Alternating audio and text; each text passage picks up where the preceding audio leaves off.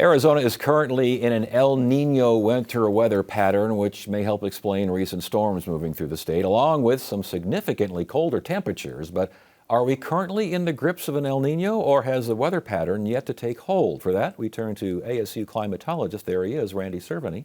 Good to see you again. Always good to be here. Are we officially in an El Nino? Absolutely, absolutely. And actually a fairly strong one right now. Really? It's going to be going through the rest of winter.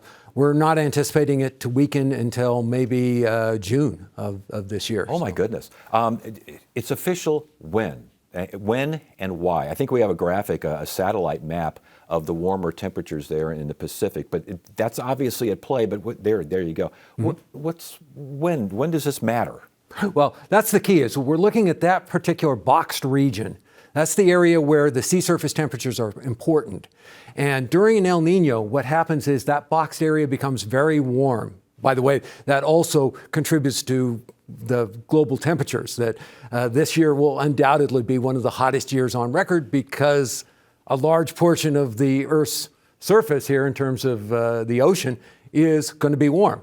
But for us, the important thing is when that gets warm, it produces uplift that creates clouds. Those clouds can be pushed up into Arizona and give us precipitation. All right, and for our next graphic, we have what looks to be, now this is the month of January only as far as precipitation is concerned? Correct.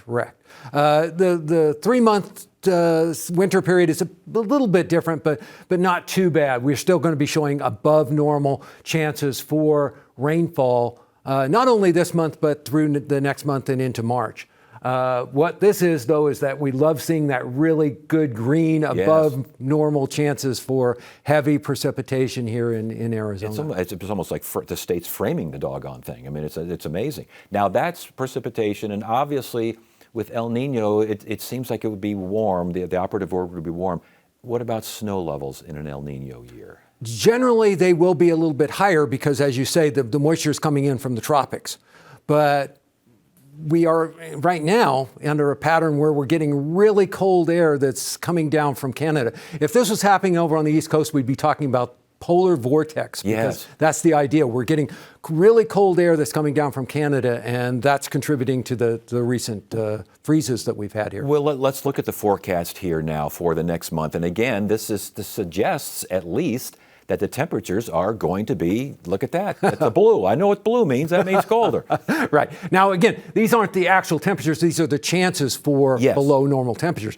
But what we're seeing is there's probably two things. One, we're going to have increased cloudiness with the storms. And so if you have increased cloudiness, you're not going to be able to get as warm. But also, we're probably still going to be having some of that Canadian air coming down along the West Coast and into Arizona. What's going on with this current cold snap, Randy? It's freezing out there in the mornings. What's this all about? Well, that's the idea here of what we call a polar vortex. It's where you get this incursion of really cold air coming down from Canada. And that cold air, when it's coupled particularly with what we have right now, dry conditions here in the Phoenix metropolitan area, allows for the temperatures at night to get really cold. We're going to have a couple more nights of that. We've got a storm system that's going to be coming in tomorrow, but tonight and Friday we're going to be having cold mornings. But then we're going to start to warm up over the weekend. But we always seem to get this once a winter. It always seems like you have freeze warnings and freeze advisories and these. But how long do these usually last in the Phoenix area? Well, that's the key. They don't last terribly long. But the atmospheric pattern associated with El Nino says that that we're going to have these periodic incursions of cold and wet weather coming into Arizona for the next month and probably for the next 3 months. So we could have like when spring training hits in March, mid-February and March, you could have some pretty cold games out there. And the Phoenix Open and all the other things that we normally talk about here. Does the cold basically signal something in El Nino? I mean, how am I putting this? Can you define an El Nino by the temperatures that come with it? Not really, no. The idea is that El Nino is more associated with changes in circulation, and those circulations are more associated with moisture than they are temperature.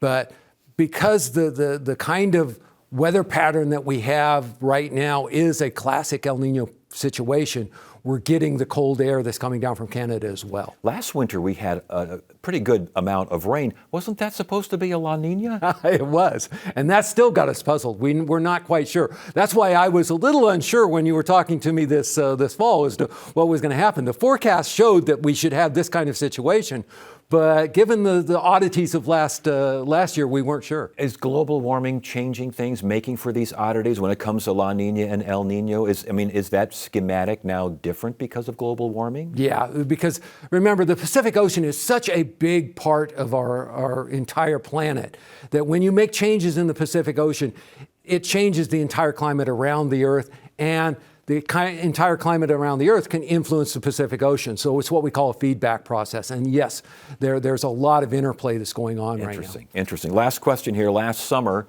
was the direct opposite of what we're going through right now. It was 110 for 30 some odd. It was just crazy. Is that the new norm? Increased variability is the new norm because we've got this changing weather patterns that we tend to have in the summer now, these consistent ridges that set up over top of the Southwest and bake us.